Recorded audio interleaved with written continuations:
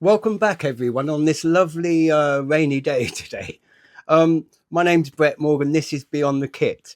Now, today we have a true legend. His name is Mike Moran, and there'll be hundreds of you out there that know Mike and have probably worked with him, no doubt. Mike's one of those guys that has really paid his dues, if you like, worked his way up from a youngster and to the most extraordinary career. Um, in his early days, starting as a session player, he used to work a lot with my dad as well, which is always lovely. Became such great friends and always really regarded as a kind of family member to us, really. But Mike's career, as I say, he was working with the likes of people like the great Dusty Springfield, Lulu, Leo Sayer, Ashford and Simpson, Cliff Richard, all of people like that when Mike started. And throughout his career, he's always been highly in demand, both as a player, pianist, keyboard player, writer, always many writing projects Mike's been involved in right up to this present day. And the great late Freddie Mercury, working with him on recent projects that were to be released. The Beatles, for God's sake, on their own personal projects, always asking for Mike. Just a fantastic. I'm truly honoured to have Mike on this channel. It was a fantastic interview. Means an awful lot to me. There's always someone, isn't there, in your life as a player, performer, whatever you're into, that kind of kickstarts your career off. And Mike's always been that person for me. I've worked with Mike for many, many years, since I was a kid, really. I want to say a big thank you to both Mike and his lovely wife, Lynn, for taking their day out. It was a fairly long interview, so obviously we've got this one now, and next week I'll upload part 2. So sit back and enjoy this. You'll get much out of this, no doubt.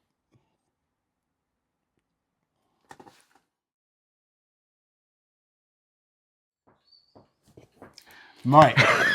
Brett, this is a joy, mate. Oh, man, I'm so honoured to have you here. It's unbelievable. Wow, likewise. Thank you so much for doing this. A pleasure. Listen, man, what I'm going to do, What? you've got to get your memory together now, because it's hard enough, right? Yeah, might be a challenge. It's going to be... Memory's not a good thing right now. Go on, all right. We'll try. Can you tell me your childhood before you got into becoming studio session player on keyboards, piano? Right. Can you take me from your childhood? I think I can, actually. Go on. How did it all happen for you? How did you get interested in music, piano, keyboards? Yeah, it was an easy thing for me, and I was, fortunately, I grew up in a council house on the outskirts of Leeds. Dad was a working man. He was a tiler by profession. Oh, wow. So we were, as many people can probably tell, I'm not very posh. Right. You are, man. but the truth of the matter is, my brother, who's not with us anymore, but is 11 years older than me, and was a pretty good piano player. Oh, right. And the only reason he played as a semi-pro when I was little, but it was the days of conscription into the armed forces. So actually, he got conscripted into the Air Force. And when he came out, it was like, he was like in his early 20s. Had to get a job.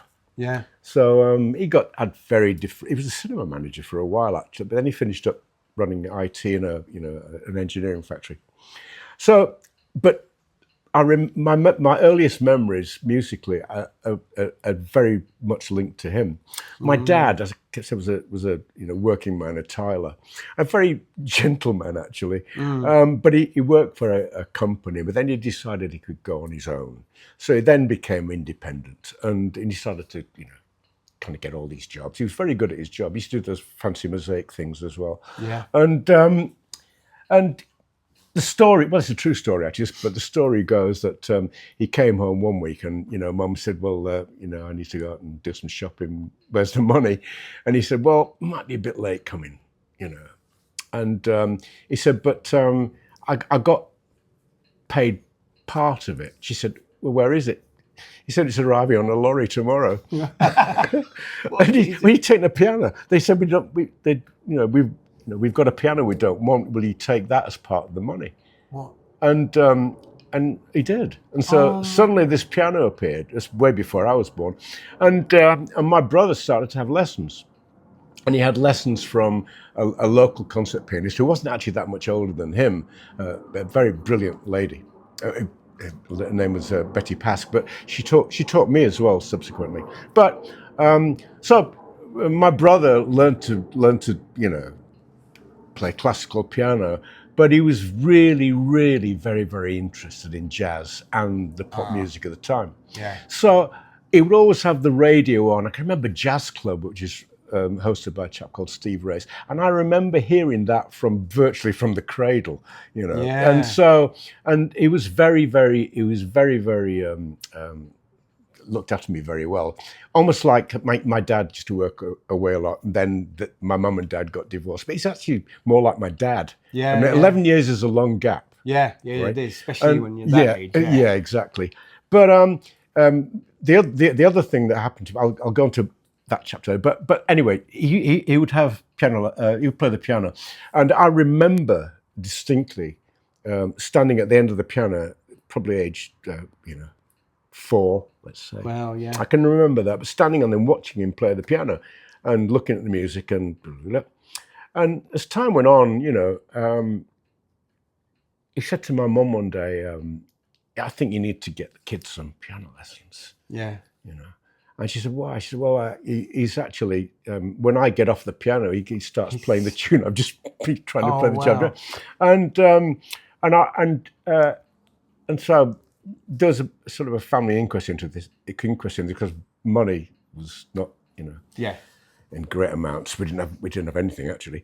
But I managed to get piano lessons from the same teacher that taught him. God. So following on from that, I mean, as I grew up and got towards, my teens and before my brother went into the Air Force, and certainly immediately after he came back, he took me to see things. I remember he took me to Leeds University, and I sat this far from Herbie Hancock. No way, yeah, really? Yeah. And he took me to see films that had music in it, music-related, pictures of the big Hollywood things, and but he also the most important thing from my point of view was at that point was there was an impresario called Norman Granz, and he had this thing called Jazz at the Philharmonic, and what Norman Granz did was quite amazing, because in the sort of 50s, musicians, politically motivated ones, or more importantly, a lot of the black musicians, were finding it very hard in the United States of America to get a job anywhere. Yeah, yeah. And the just kind of apartheid policies were all over America. And there's a chap called Joseph McCarthy. He was a fascist politician in there, but he was a vicious man, and a lot of people fled, and so the bands, a lot of them, well, most of them actually came to Europe because there weren't those problems here. Yeah, much freer. And so I remember going, the big theatre in Leeds is called the Grand Theatre, but at the Grand Theatre, I saw Duke Ellington, I saw Count Basie, I saw Ella Fitzgerald, I saw everybody. All the greats. Yeah. All the greats. Wow. And my brother, bless him, took his kid brother along to see all these, right? And so that gave me that thing. Also, the radio was always on, because actually it's before we had a TV even. We used to listen to the radio, and so I used to listen to Steve Race on the Jazz Club, and my brother for his 21st birthday got a tape recorder, and so we taped things on there. Yeah. And I remember Steve Race doing a program. And it was on the death of Art Tatum. Now, to that point, I didn't know Art Tatum. And when I heard this man play, I just thought, whoa, hang on a second. Yeah. You know, I'm on a different planet, and as most piano players will admit, you know, Yeah. however good they are, Yeah, you know, yeah. even Oscar Peterson, you know, I said, I learned he used to scare me to death. Yeah, right. so I had that interest, but also my brother was interested in like the pop music at the time. Yeah. And he was like, you know, it's the sort of early 60s. And so, you know, I heard the Stones, I heard the Beatles, and I had the Buddy Holly and all those. Yeah. And so, and we used to illegally record these things on these tape records. And so, you know, I was surrounded by music and brought up that way. Since you were about 4 years old. Yeah, exactly, yeah. And I think I did my first public performance when I was 8. It's about 8 years old. Yeah, it was. Was it 18, really? yeah. You were about 8? In the Royal Hall at Harrogate, yeah. No way. Yeah. Crikey. Yeah. That's unreal. Yeah, well, I mean, I could barely reach the pedals, so it wasn't like it was a... But, No, there's an audience there. I remember that. To do that. I remember there's a guy on the pastor to get me on stage, and he said, with a hand on my shoulder, said, "Don't let them see you scared, lad." Yeah. You'd be right. Boom. And I went. But I loved it. Amazing. So I did everything. But I joined a semi-pro, the West Riding County Fire Service dance band. I was.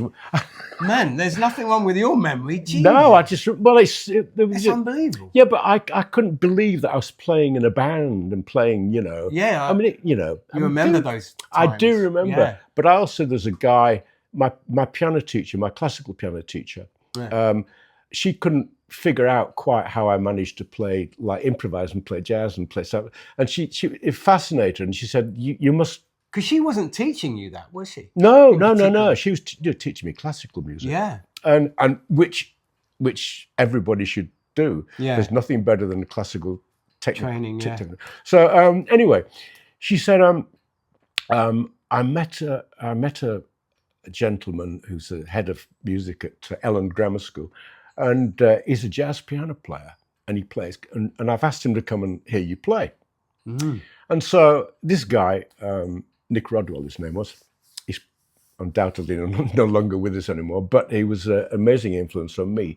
And he said, "Look, you know, it's very raw and it's very this and that, but you know, there's a lot of things I can teach you." And so I used to go to. He lived in just outside Huddersfield, and for me that was Saturday mornings, and it took me 3 buses, and he picked me up in a car. It's about, you know, a couple of hours to get there, away, you know, yeah. but just from, you know, waiting on buses and that kind of stuff. But we got on well, and there was a ball at Leeds University. I was 12 actually, and Nick invited me to go along and watch the band. So I'm watching the band playing, and I'm just on the side of the stage. I was fascinated, you know, just absolutely fascinated. And he suddenly said, "I've just brought a friend with me, you know, on the microphone." He said, "He's going to come and play a couple of tunes with the band." And I went, "What?" My God. Well, I shut on there like a rat up a drain pipe. But it's like, I'm playing with the band. I can't believe it. No, I can't believe it. Yeah. And so, look, that went onwards and upwards. And that's he also used to play in this band, the fire service dance band, and he said, "Look, they're happy for you to do some of the gigs with them if you like, and if you want to do it." You can. And I went, "Wow!" So I would have been about maybe 14 then. So, 14. Yeah, and so I had to go out and buy like a DJ. Jack, yeah. Yeah. And I remember we went to a shop in Leeds called Cash Disha, and they had like kids, you know, black, you know, gig suits. And so I got this, and I thought, I just put this thing on, looked at myself in the mirror for, like days, and for this gig that was coming up with the dance band. And they said, "Oh, we'll come and pick you up and take you back home." And I'm kind of stood by the door, with my coat on, I was looking. And this fire engine pulled up. And the guy knocked on the door. I said, "Come on, Mike." He said, "Get in the back." So they drove me to the fire station where we were doing the gig, and I sat on the back and on hose pipes and stuff and buckets. I at age 16, instead of going into the sixth form, I was at I hated the school I was at. It was a Catholic grammar school in Bradford, Right. and it was horrible. I mean, it's just horrible. Yeah. And I had the option to leave at 16. I got to go on into the sixth form, which I desperately didn't want to do, or to leave because I'd been, all these wonderful people that were influencing me at the time said, there are two things you can do if you want to, there's no, the thing was, kids often, most kids have a problem with what am I going to do? Yeah. What's my profession going to be? Am I going to be a, butcher, the baker, the candlestick, or whatever? It never occurred to me. It's strange that I'd never even thought that it was a problem to just be a musician. Because for me, I play the piano. That's what I do. That's what you do. That's what I do. That was your sight. Yeah. But it never occurred to me how hard it was. A, for people that were, Bloody hell, yeah. trying to help me in this, and B, for the cost of it all. And well, at that time, leaving time from the grammar school, there were two places in the United Kingdom where you could go, and one was in Huddersfield, fortunately, and the other was in Dartmouth. Dartford and Kent. Dartmouth, way down south anyway. And so I applied to go to this place. With that, at the age of 16, that bridged you between what was sort of the A level thing to go into a place of higher learning like a university or something. All I wanted to do was go to the Royal College of Music. Wow. Right. Yeah. So I started in this place in Huddersfield. Honestly, Brett, the relief when I got there was unbelievable because there were all people like me. Yeah. Musicians. Yeah. And suddenly At last. Yeah. At last, and I had to do A-levels and stuff like that. But basically, it was just heaven. Yeah. It was two of the happiest years of my life. I've got to be honest. I bet. And that then the progress was to get to the Royal College of Music, and which I desperately wanted to do. Excuse me. And I applied for them all, as you do. I applied for the Academy, the Guildhall, and I got in all of them. Wow. But the last audition was with the Royal College. It was a bit later than the others for some reason or another. And so about a couple of months before this, I was playing a three-a-side football competition for my college. Yeah. And three-a-side is you've got two people, that attack, and then you've got one that defends and your goalie when needed, right? Yeah. So I was at the back there, and I remember, I can remember it, I can see it now. So we were playing this game, and it nearly finished, and I was, I was stood a little bit in front of the goal, and this kid let out this shot, and it screamed towards me. I put my hand up, and it went crack. What? It's this one actually, but so I got on my motorbike and went to the infirmary with the clutch and everything. Well, and I turned up to Huddersfield Infirmary, and I went in there, and I'm sitting there like that, and there were loads of people there. I think it was a Friday night or something, and this nurse came and I seen a broken wrist, and I went, no, it's not. She said, yes, it is. I said, no, it's not. Yeah. Yes, it was.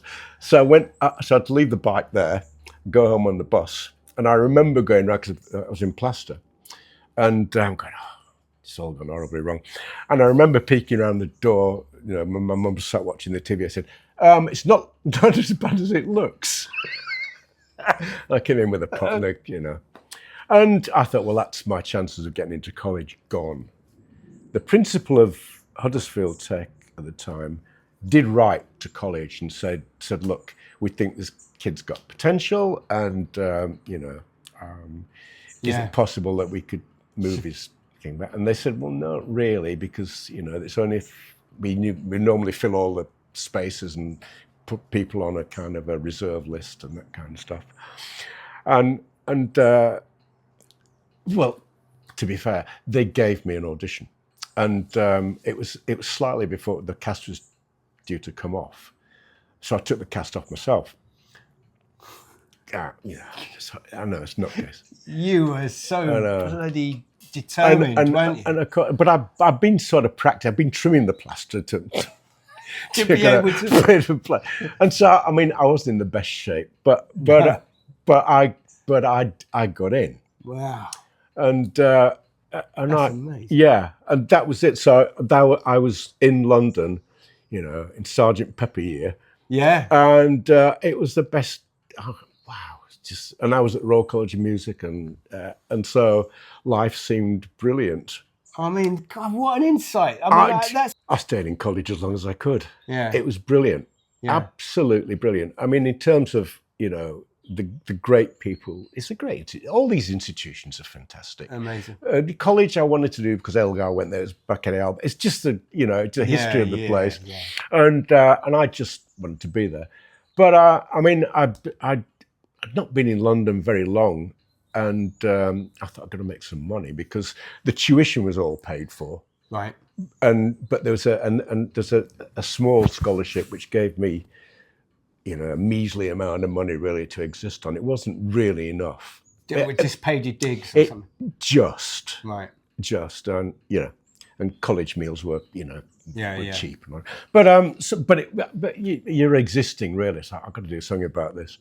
Excuse me. So I started to play in a pub actually in Kingston. It was a villain's pub as well. The police were raiding it all the time. Right. It was a dodgy old place. But it was a friend of mine, Paul Hudson, great. He was also at Huddersfield with me and college. He finished up being a soloist at Covent Garden as a wonderful bass voice. Wow. But we were still good friends actually.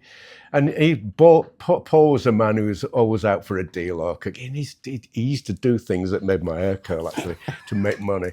And he said to me, I've got this job in the pub in Kingston. He said, we can, you know, I'll do a few songs, but bass. I said, but we can't. They won't want kind of opera songs or classical songs or even your pathetic attempt to sing anything other than that. No, but and he said, well, you can do some singing then, right? And I said, no. I finished up having to do it really. Not that I'm the greatest singer in the world by any means, but so we got this job in the dodgy pub, and it. Sorry, the other thing about Paul is he said, I've got a drum kit. And I didn't get on that as well. No, I didn't get on that as well, no. But he didn't. And I said, can you play drums? He said, no, not really, but I'll have a go. Wow. And he brought this kit and it was no Salvation Army kit. It still had the Salvation Army thing. There's a bass drum about that big, you know. But so it was great. But I got to, you know, I started working in a restaurant around the corner from college. And I got suddenly get, you know, the little circuit thing goes round, and somebody phoned me up and said, could I do play in this dance band, you know, whatever. And actually I did quite a few gigs with them, but I used to travel, you know, and I used to pay like something like £10 a gig or something like. And he said to me one day, this guy said, if you've got Hammond organ, I'll give you an extra £3. I said, but I don't think I can get it on the tube. No. But, I mean, so I didn't have a car then. And so I started playing in nightclubs, and I played in all the nightclubs. It was a big nightclub scene then. Bruce Winston's club, all the big clubs. Astor Club and places like that. Now, here's a tricky one. You may well, I reckon you will be able to answer it because your memory's miles sharper than mine. But, I haven't been drinking yet today. It's probably something to do with it. Go on. But can you remember when you did your very first paid session in town? Would you remember who that was with? I do actually. And we were talking about it before we started this interview. But it's all these things that lead up to it, which kind of are important. And it's like, you know, all these different things combine to make that thing happen. Yeah. And so when I was at college, and there's a a good friend of mine, Don Fraser, marvelous composer, good conductor, just a great musician, and we had a kind of a band, big, the RCM big band. You weren't allowed to play like, jazz or anything other than classical music in college. It's a bit frowned on then. It's all changed now. Yeah. But we played. We actually got gigs. One of the first gigs we got, I think I got, and it was at the Royal College of Art, just over the road. And somebody came and said, "I don't suppose you've got a band to, do the support for our, annual ball." And Don said, "Well, yeah, we've got one. And can you play a bit of jazz and that kind of stuff, and a bit of, whatever." And he said, "Who's the support act?" And it was the Small Faces. Well, they were only just starting out then, but a big name then, in the sort of late 60s. And so Don said, "I don't know anything about it. Can you write some jazz charts? Show me how to, some jazz harmony, that kind of stuff." And so we cobbled together this set, and it was fine. And then we did quite a few things. And fast forward, then Don left a year before me, and I'm sitting down there, doing my, dodgy nightclub gigs and whatever came in. And I got a phone call from Don Fraser. He said, "Look, I've had a bit of luck." He said, "I haven't seen you since I left college." He said, "How are you doing?" I said, "I'm doing fine, Don. Everything's good." And lying through my teeth. And he said, "I don't suppose you're free on this and this date." And I went, check through the snow. Yeah. Right. I said, "It seems I am, Don." Yeah. Right? No. I said, "Well, yeah, I'm free." What? He said, "Well, I've got a session. In fact, I've got an album to do that I've done all the arrangements for." Oh, amazing. And I went, "Wow." And he said, "It's on these dates, and it's at Abbey Road, Studio 2. Yeah. And I went, "Abbey Road? Of course, yeah. Studio 2? So the beat, Yeah, of course. Yeah, we've been there many times, right? But, Beatles and the, But it's the Dark Side of the Moon and all that kind of stuff. And I thought, I've got a bloody session at Abbey Road. Yeah, super exciting. Right? Wow, yeah. Unbelievable. And what it was it was a girl called Julie Covington. You might have heard of. I know, yeah. I know exactly. Yeah. Short black hair. Yeah. From whatever. Oh, yeah, whatever. But anyway, she was doing an album, and in fact, she was the first person to record "Don't Cry for Me, Argentina" way before Elaine, right? And so it was her album, and the band that were booked there were I think probably one of the finest drummers I've ever worked with, at least in your dad. Yeah. Yeah. Right? Really? Yeah, Barry Morgan. My God. Can you imagine the comfort of walking in and seeing Barry Morgan, Herbie Flowers? It's actually Chris Spedding was on guitar, and Ray Cooper on percussion. Now, I couldn't have landed on my feet much better than that. And it was incredible. And there you are, the new guy on the block. New guy on the block, hair down to my ankles. Yeah. And so that was the start of it. And the producer liked what I did. And I started to pick. It didn't happen overnight, but it certainly happened in a few months. Yeah. I suddenly started to get asked to do more projects and things like that. And fixers began to. You know what it's like. You've been there. It happened when you acquitted yourself well. Word goes round, particularly in our case when we're kind of the young. Well, I'm older than you, obviously, but when you're a young guy and they see somebody, okay, there's a young guy that can read, that can. They want you. They want you. They want to try you out and try you out. And but I remember my first session for Charlie Katz, the fixer. But Charlie was the fixer who did everything. Right. He had a funny little voice like that, Charlie. Are you working? And I got my first call from Charlie Katz, and I turned up, and it was at Wessex. Wessex. Yeah, which then Queen bought. Les Reed used to own it, and then Queen bought it. Oh, really? Yeah. Wow. Near the Arsenal Football Club. Right. And so, but I got invited to session to do a Les Reed album, and that was like live. The album was done in a day. The orchestra. Yeah, because it was full ensemble. Yeah, Everything. all written, play, turn and play, and Amazing. and so I turned up at this thing, and Charlie met me. He said, "Well, because my hair was like You down were like, there," and I was who's like, this rebel? "Come on," Yeah. you know. I had the flares. Like, Yeah. you take off in a high wind, you know, a lot of kind of stuff. And but I walked in, and Charlie said, "You must be Mike." He said, he said, "My chaps usually wear a suit." It was the old days, right? Yeah. And because nobody was wearing a suit there, but you can lead the orchestra, maybe. Yeah.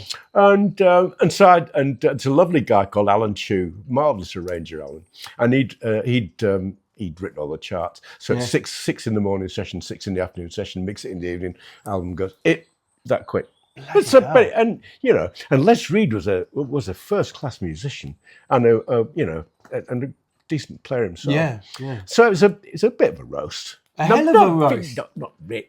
Well, you're going in sight reading. You're new on the scene. Yeah. You know that is a roast. Yeah, but it was a roast, particularly in the very early days. It changed very quickly, but there was still a hangover. Some of the more older guys that had maybe just come up from the big bands and that kind of stuff were a little bit cheeky and didn't make it easy. Yeah.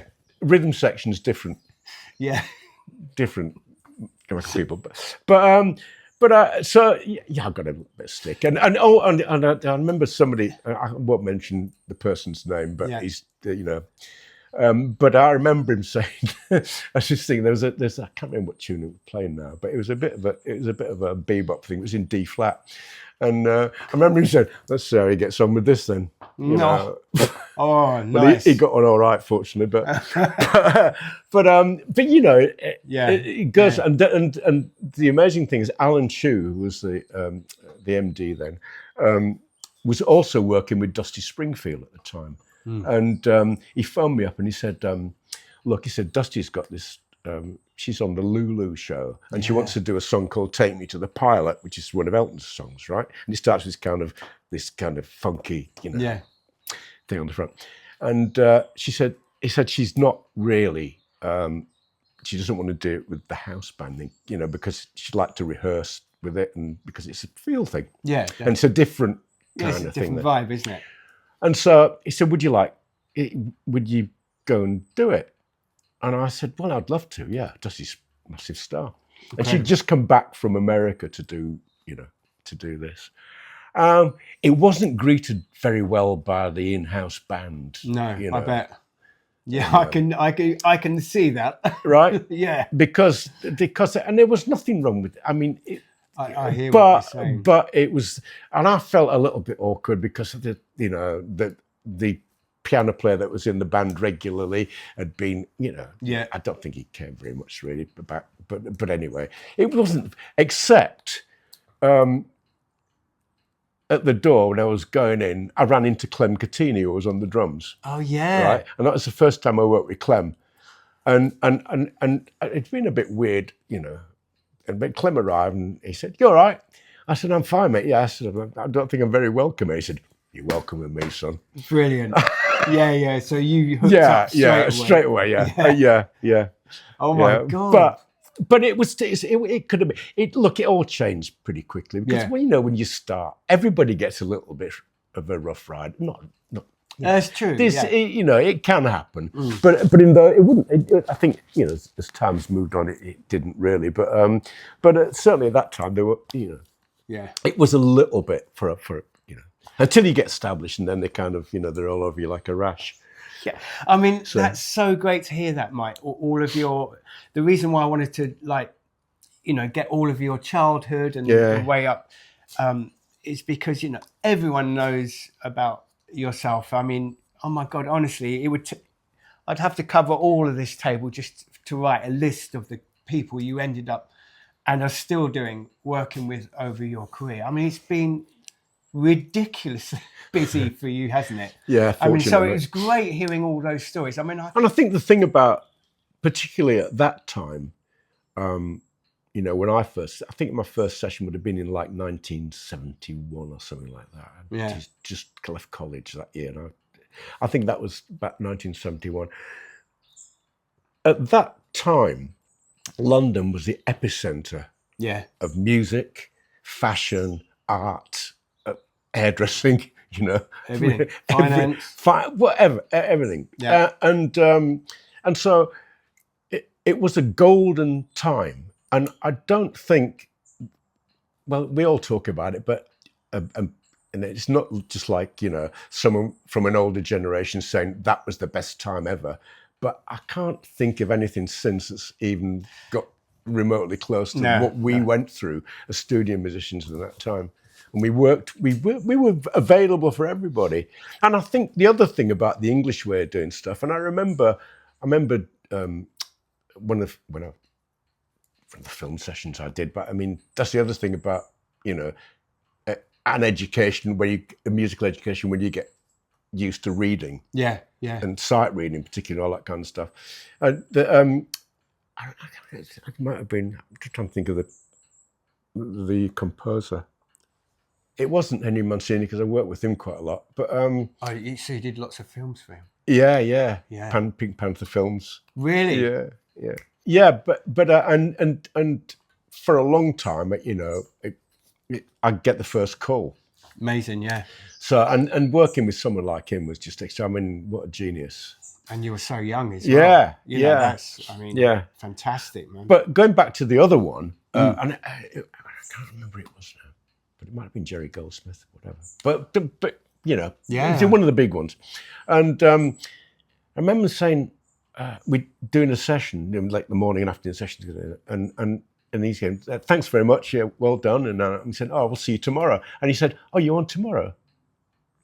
Because the Americans think you are, they'll book someone who specialises in rock, someone that specialises in, you know, they compartmentalise it. Right. They weren't used to us who kind of play everything, all the different styles. Yeah. And that was a big revelation to a lot of them when they came over here for the first time. But it was a golden age. Is that how it was in the States then? The States players are kind of more just like, you play funk, you play rock. You're a country, you're a jazz. Yeah, jazz, player. I got you. Yeah. So I mean, not always. I mean, I had the Wrecking Crew, which played everything, but you know. Yeah. But they weren't expecting that in London. Right. And the same people turn up for a whole film. You know, regardless of the style. Yeah. Wow. So we were lucky in that, and so all these great American composers at that time, well, they still do to some degree, but came over here.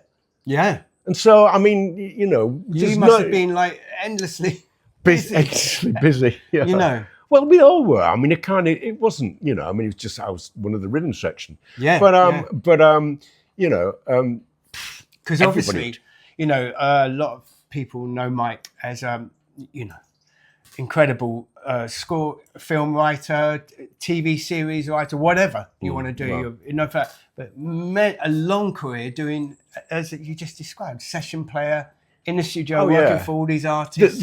The writing came as a consequence of me being there. Exactly. You know, I mean, I still look, however much writing has done for me, and it's enjoyable sometimes, but a lot of the times, but there's nothing. I only ever joined this whole thing to play the piano. Exactly. That's all. Yeah. You know, and when you start writing a lot, I mean, you do. The one thing you miss more than anything is the sort of camaraderie. Yeah. You know, because it's a solo job. Yeah. You know. Of course. You know. So and although it you know, it was great. Well, you know, bigger writing, being able to hire guys like you, and kind of go. And you know that it taught me a big lesson, because when we are studio musicians and we just play stuff, we don't think anything special about it in terms of, you know, what we've done. But when you write and you suddenly get people performing your stuff, you think, blimey, they've made it so much better than I thought. You know, and what you really appreciate it from the other side. Yeah, sure, yeah. You see what I'm saying? Yeah. And that was a big revelation to me. Yeah. Writing's been very good to me, you know. But there again, that kind of happened because as a consequence of all these steps in your career. Yeah, but also the thing of, and I'm lucky enough. I teach at Royal College of Music now. Yeah. Just one day a week, and it's teaching. Or trying to teach other people has taught me an awful lot of things, about the way you explain how to do stuff and whatever. The consequences a lot. So you start to be, a well-known studio musician, and you get sort of higher up the chain, and you're in more demand and whatever. But what I tell people when I teach at the Royal College is that when your opportunity comes and you pick the phone up and someone says, yeah, love what you did on that. Do you do arrangements by any chance? Yes. Oh, right. You just wait for it. Yeah. Yeah. No. But whether you can or not. Yeah, I hear what you're saying. Yeah. Do you produce? Yep. But what happens if they didn't have your kind of knowledge about that? When you just... Well, I think you've got to have the confidence to know you can do it. I mean, look, the thing about we've all played from arrangements, and we all think we know. Until you actually sit down with a blank piece of paper, then it becomes a reality. But you've got to feel. Look, we all make mistakes. I've made some horrible ones, of course, but we all got things. That was a nightmare. That was Waterloo. But you learn from these things. Hopefully, it's what you think is awful is not awful to most of the people that are listening to it. Yeah. We've all had things like we had experiences, playing live guitar. Pork that up a bit. And people come out. I mean, that's part of it's part of the gig. And so I think the same thing is learn how to do it quick. Yeah. You're right, because that's when you actually learn very quickly. Yeah. You spot these things. And don't be scared to ask for advice. Exactly. Do you know what I mean? Phone someone up, say, how do you do this? I did. Right, I mean, it's really important to do things like that, Buy your Walter Piston orchestration book. You got to learn this stuff and learn how to listen, analyze. It's a lot easier to do now. You could get to things online, but analyzing the way the great arrangers do stuff. Yeah, I mean, your career, Mike, it's been all right. Yeah. It's been amazing, and you were doing all the hip stuff as well, like very much the hip stuff after all those early years, and you were. I remember as a kid seeing you do you on big single. It was Lindsay to Paul. Oh right, Eurovision. Yeah, I did Eurovision. Yeah. Did you write that as well? Yeah, you wrote that. Yeah. Oh, great. No, well, Lindsay and I did. Yeah, and it was that. You see, that happened. That's kind of another thing. It's sliding doors, really. I was writing with Lindsay and it was the time at the tail end of Blue Mink. Yeah. Right?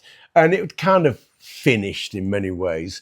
But there was an opportunity to do another couple of records, which I was involved. Well, I was involved. I played on them. Yeah. But prior to that, Roger Greenwood produced the deal, Roger. And I said to Lindsay, I'm, working with Mink at the minute for just, we're making a couple of records. So we try and write a song. Brilliant. Yeah. And so we started to write that song, Rock Bottom, right, for Blue Mink.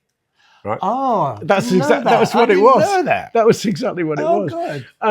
And it look, one thing, it wasn't that, Rog, had different ideas, which is fair enough. And so that was that we parked it. And we were both signed to Chapel Music as writers at that time.